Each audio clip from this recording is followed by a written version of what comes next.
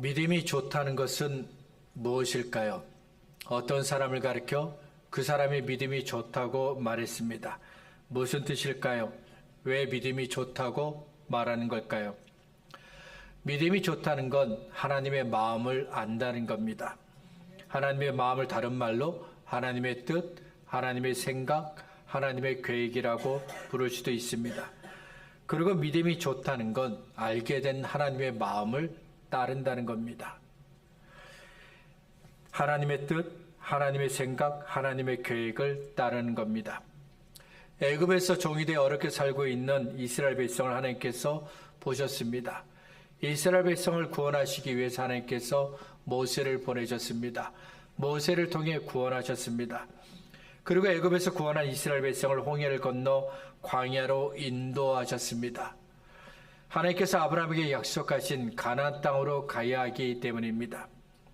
하지만 이스라엘은 하나님께서 먹을 음식도 없고 마실 물도 없는 광야로 인도하셨는지 그 이유를 몰랐습니다. 가나안 땅을 주시려는 하나님의 마음을 잘 몰랐던 겁니다.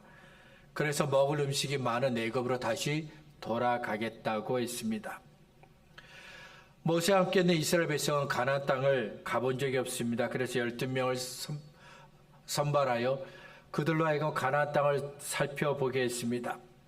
40일 동안 가나안 땅을 샅샅이 살피고 돌아왔습니다. 여호수아와 갈렙을 제외한 나머지 10사람은 가나안 땅은 좋은 땅이지만 이미 사람들이 살고 있고 그 땅에는 거인들도 있다고 말했습니다. 우리들은 가나안 족속과 싸워서 이길 수 없다고 보고했습니다. 10명의 그 보고를 들은 이스라엘 백성들은 소리 지르며 울었습니다. 여호와께서 이스라엘 백성을 죽이기 위해서 가나안 땅으로 인도한다고 생각했기 때문입니다. 하나님은 아브라함에게 약속하신 대로 이스라엘 백성들에게 가나안 땅을 주시고자 했습니다.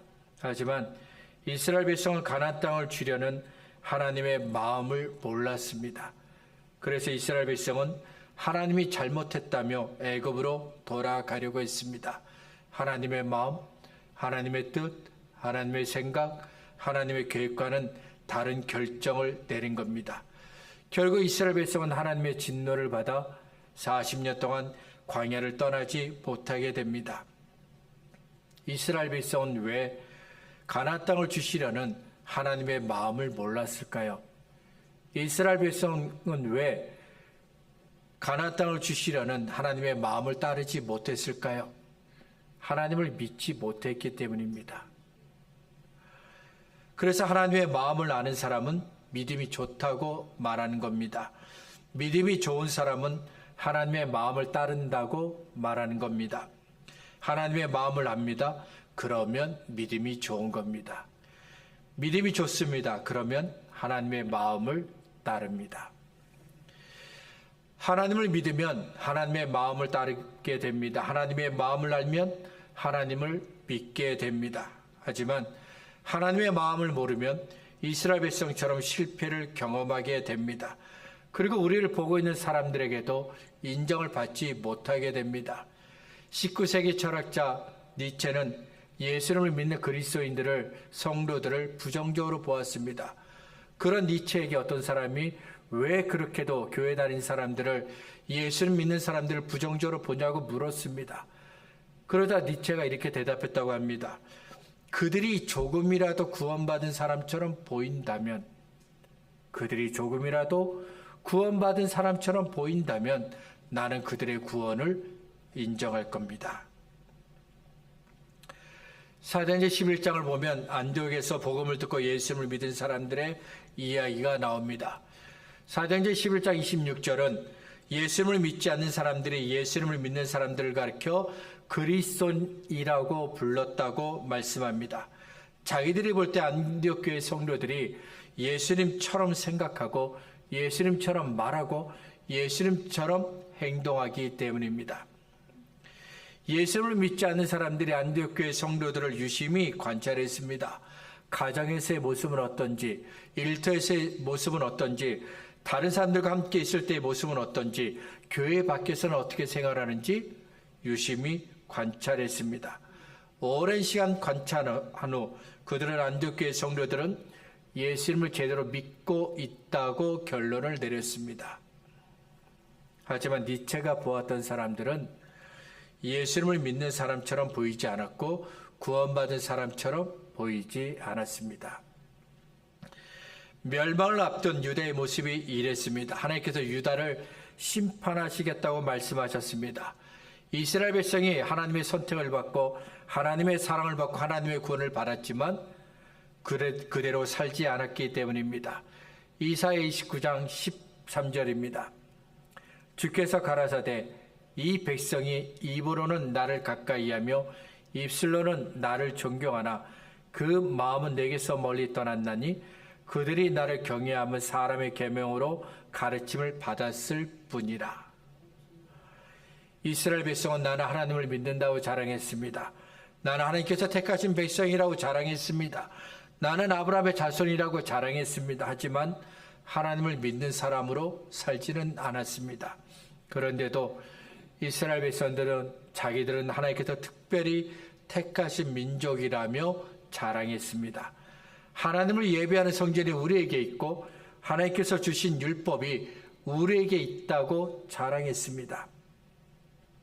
예수님은 율법을 알면서도 율법대로 살지 않는 서기관과 바리새인들을 위선자라고 부르셨습니다.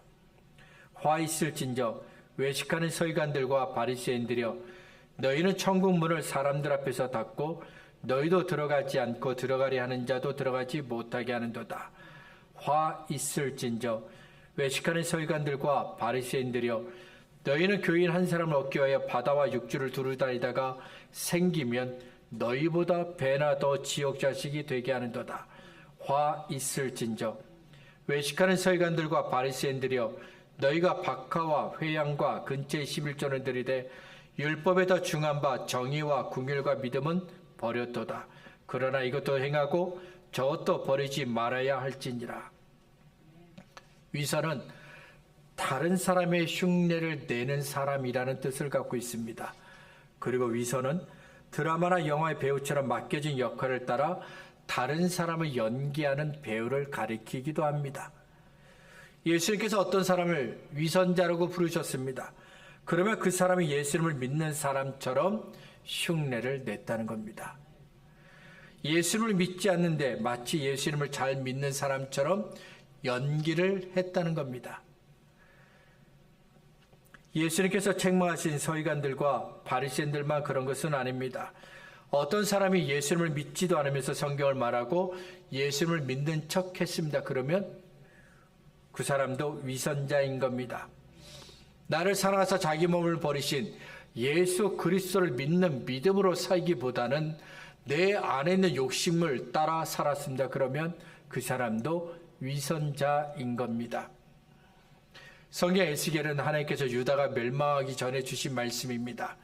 바벨론 땅에 살고 있는 제사장이며 선지자인 에스겔에게 하나님께서 주신 말씀인데 유다가 멸망하기 전에 주신 말씀입니다.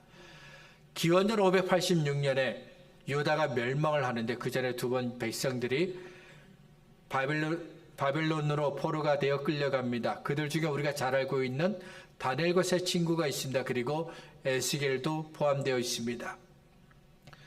어느 날 하나님께서 에스겔을 선지자로 부르셨습니다. 그리고 예루살렘과 유다를 향한 하나님의 말씀을 들려주시는데 책망과 심판의 말씀을 들려주셨습니다. 하나님께서 이스라엘 백성들을 책망하실 때 그냥 말로만 하신 것이 아닙니다. 이스라엘 백성들이 아무도 모르게 감춰두었던 죄악들을 증거로 보여주시며 책망하셨습니다. 그런데도 이스라엘 백성들은 자신들의 죄를 인정하지 않았습니다. 대신 조상들의 잘못 때문이라고 핑계댔습니다. 자기들이 죄를 지을 수밖에 없는 이유들을 대며 변명을 했습니다. 아이들은 어렸을 때부터 잘못했으면 잘못했다고 말해야 한다고 배웁니다. 부모님한테 혼을 나면서 배우고 학교에서도 배웁니다. 그렇지만 어른이 되면 잘못했다고 말하기를 주저합니다. 자기가 잘못했다고 생각하지 않기 때문에 인정하지 않은 것일 수도 있습니다. 그러나 많은 경우 자신이 잘못한 것은 알고 있습니다. 그런데도 잘못을 인정하지 않습니다. 잘못을 인정하면 손해를 본다 생각합니다. 잘못을 인정하면 자존심이 상한다고 생각합니다. 내가 지는 것이라고 생각합니다. 그래서 여러 가지 이유를 대며 변명을 합니다. 내가 잘못한 것이 아니라 저 사람 때문이라고 핑계를 대고 자신의 잘못을 회피합니다. 하나님의 마음을 몰랐습니다. 하나님의 마음을 따르지 않았습니다. 그러면 잘못한 겁니다.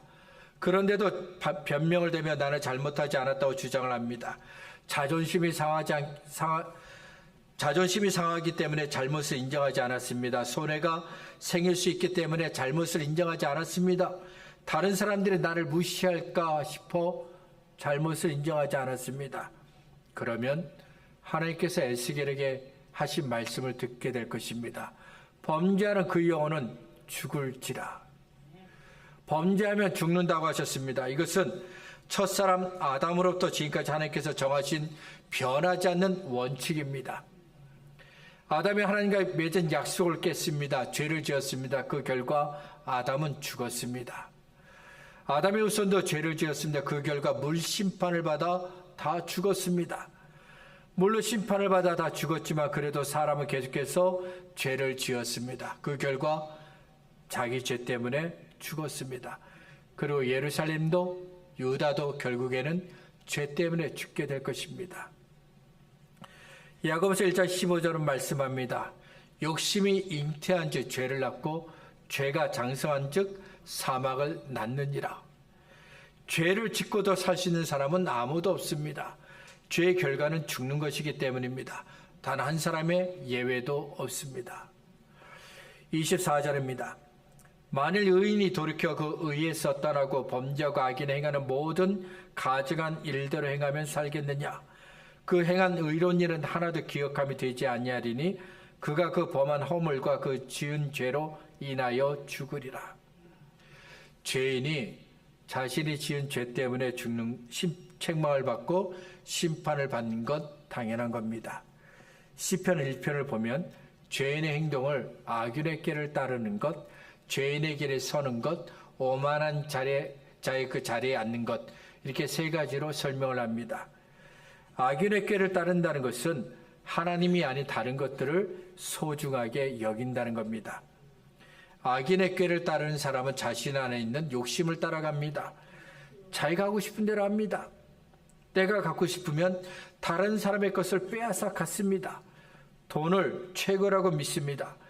내가 잘 되려면 다른 사람을 짓밟아야 한다고 믿습니다. 다른 사람을 위해서 양보하는 것은 힘이 없는 사람들이 하는 미련하고 어리석은 행동이라고 여깁니다.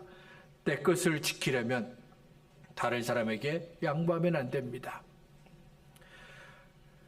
그리고 죄인의 길에 선다는 것은 하나님께서 계시지 않는 길을 따르는 겁니다. 사람들이 가는 길은 넓고 좋은 길입니다. 지금까지 사람들이 갔던 그 길을 따라가면 반드시 성공합니다. 그래서 하나님이 계시는지 여부는 따지지 않고 사람들이 가는 길로 열심히 따라갔습니다.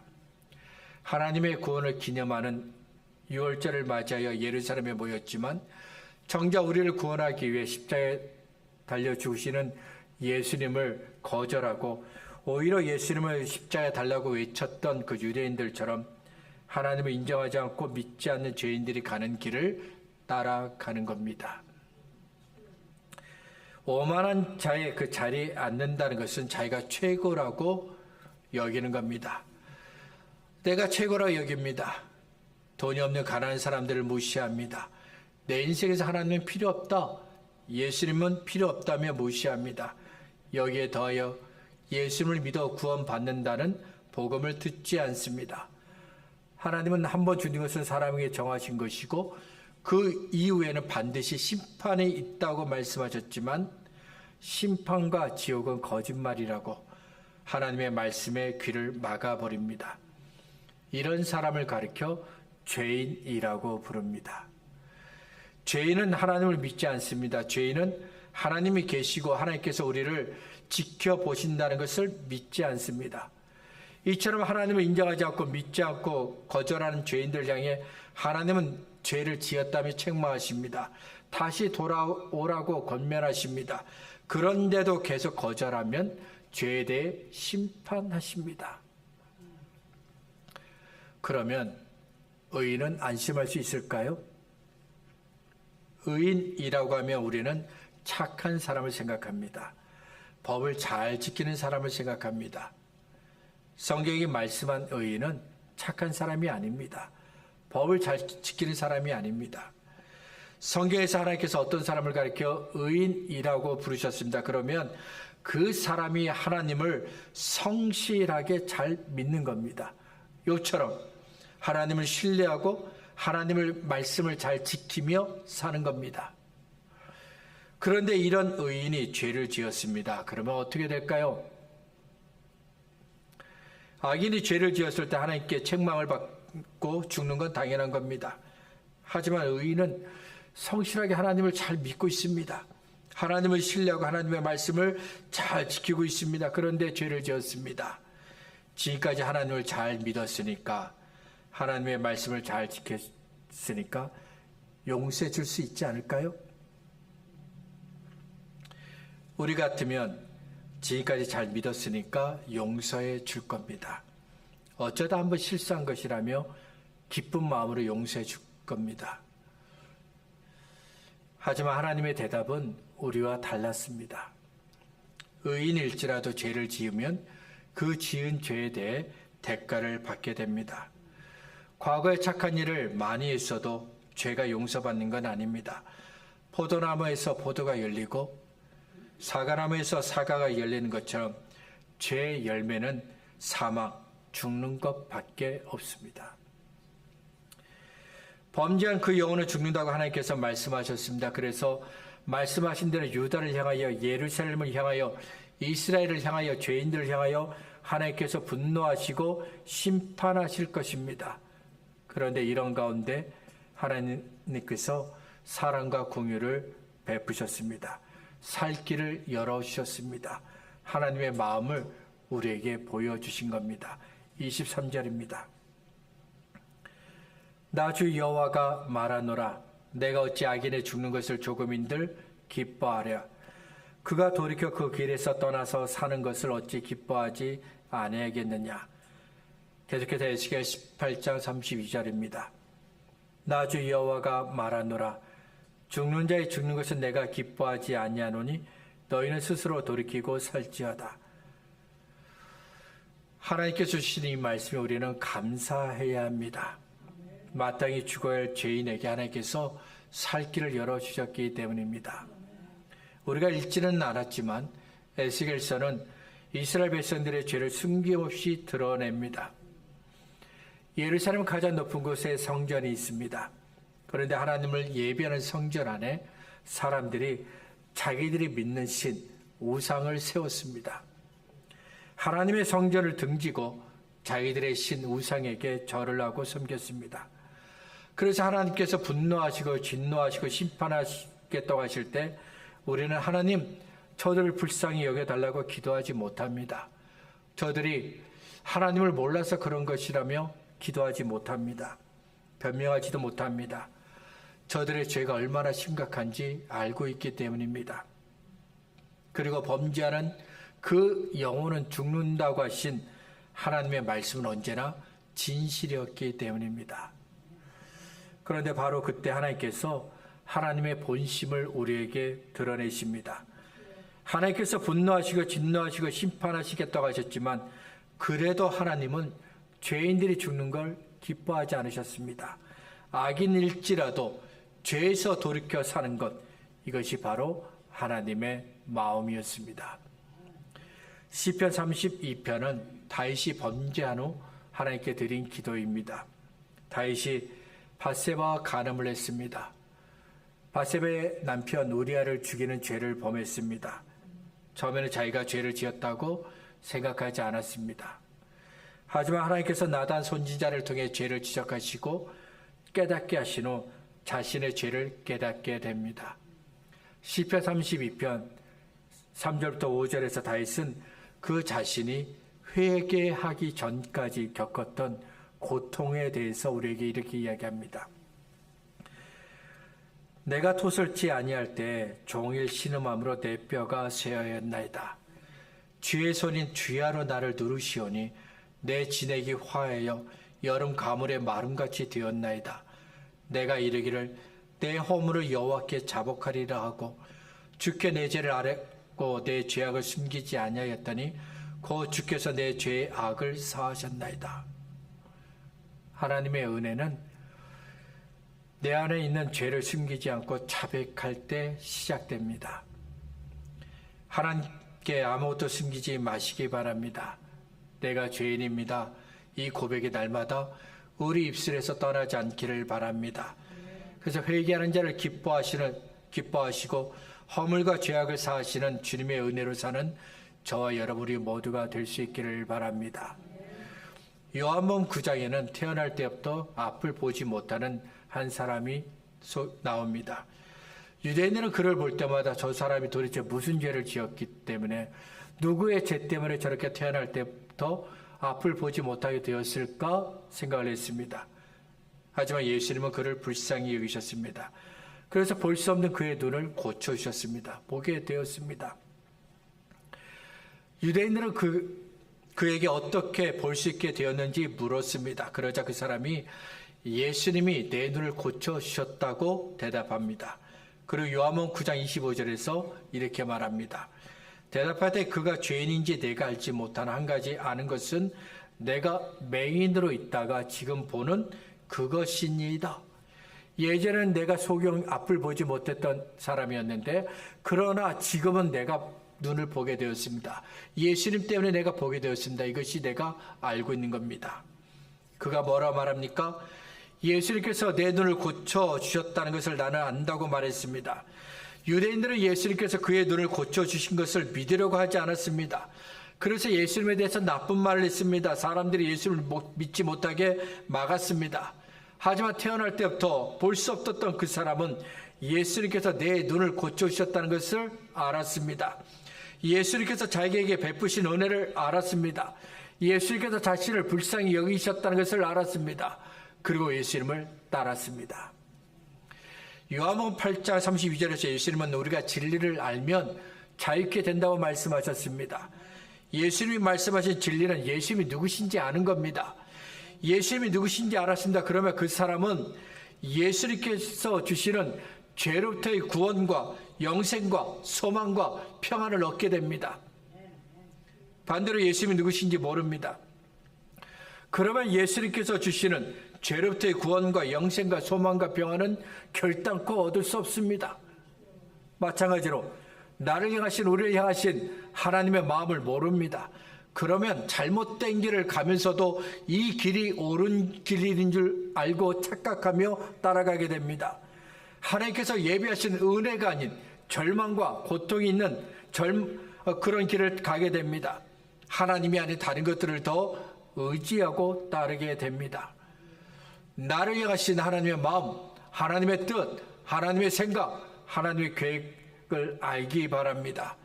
그리고 알게 된 하나님의 마음, 하나님의 뜻, 하나님의 생각, 하나님의 계획을 따르시기 바랍니다. 말씀을 정리하겠습니다. 누군가를 향해 믿음이 좋다고 말했습니다. 그러면 그 사람이 그를 향한 하나님의 마음, 하나님의 생각, 하나님의 뜻, 하나님의 계획을 알고 있다는 겁니다. 그리고 그를 향한 하나님의 마음, 하나님의 뜻, 하나님의 생각, 하나님의 계획을 따르는 겁니다. 기독교 철학자인 달라스 윌라드가 이런 말을 했습니다. 중요한 것은 여러분이 무엇을 성취했느냐가 아니라 여러분이 어떤 사람이 되느냐 하는 겁니다. 다시 말씀드립니다. 중요한 것은 여러분이 무엇을 성취하느냐가 아니라 여러분이 어떤 사람이 되느냐 하는 겁니다. 사람이 죽을 때가 되면 지금까지 살아온 시간들을 생각해 본다고 합니다. 그리고 지금까지 어떤 것들을 내가 이루었는지 생각해 본다고 합니다. 이 자리에 있는 저와 여러분이 가진 생각도 다르진 않을 겁니다. 아직 죽을 때가 된 것은 아니지만 어느 날 문득 내가 지금까지 살아온 시간들을 생각해 본 적이 있을 겁니다. 지금까지 내가 어떤 것들을 성취했는지 생각해 본 적이 있을 겁니다. 때로는 이루지 못했던 꿈과 계획들 때문에 후회했던 적도 있을 겁니다. 그때 다른 결정을 했더라면, 다른 것을 선택했더라면 좋았을 텐데 라며 후회도 했을 겁니다. 저와 여러분이 이런 생각을 하는 건 당연한 겁니다. 그렇지만 내가 어떤 사람이 되는지가 중요하다는 것을 잊지 마시기 바랍니다. 예수를 믿어 구원받은 저와 여러분에게 정말 중요한 것은 하나님께서 보실 때 내가 어떤 사람이 되어야 하는가 하는 겁니다. 하나님께서 보실 때 어떤 사람이 되고 싶으십니까? 하나님께서 저와 여러분을 보시고 어떤 사람이라고 말씀하시기를 원하십니까? 아브라함은 하나님께서 보실 때 믿음의 사람이었습니다. 욥은 하나님께서 보실 때 정직하고 하나님을 경외하고 악에서 떠난 사람이었습니다. 다윗은 하나님께서 보실 때 하나님의 마음에 드는 사람이었습니다. 다니엘은 하나님께서 보실 때 믿음을 지킬 수 없는 환경이었지만 그래도 믿음을 지킨 사람이었습니다. 요한은 하나님께서 보실 때 하나님과 예수님을 사랑한 사람이었고, 바울은 하나님께서 보실 때 하나님과 예수님을 사랑하는 사람이었습니다. 삭개오는 하나님께서 보실 때 아브라함의 자손이었습니다. 하나님께서 보실 때 저와 여러분은 어떤 사람입니까? 예수를 믿어 구원받은 그날부터 지금까지 저와 여러분은 하나님께서 보실 때 어떤 사람이었습니까? 하나님께서 보실 때 하나님의 마음을 아는 사람이었습니까? 하나님께서 보실 때 하나님의 마음을 따르는 사람입니까? 지금까지의 모습이 마음에 들지 않습니까? 괜찮습니다. 지금부터라도 하나님께서 보실 때 하나님의 마음을 아는 사람이 되면 됩니다. 나를 향하신 하나님의 생각, 하나님의 뜻, 하나님의 계획을 아는 사람이 되면 됩니다. 그리고 나를 향하신 하나님의 마음, 하나님의 생각, 하나님의 뜻, 하나님의 계획을 따르는 사람이 되면 됩니다. 저와 여러분 우리 모두가 하나님의 마음을 알고 알게 된 하나님의 마음을 따르는 하나님의 사람들이 되기를 바랍니다.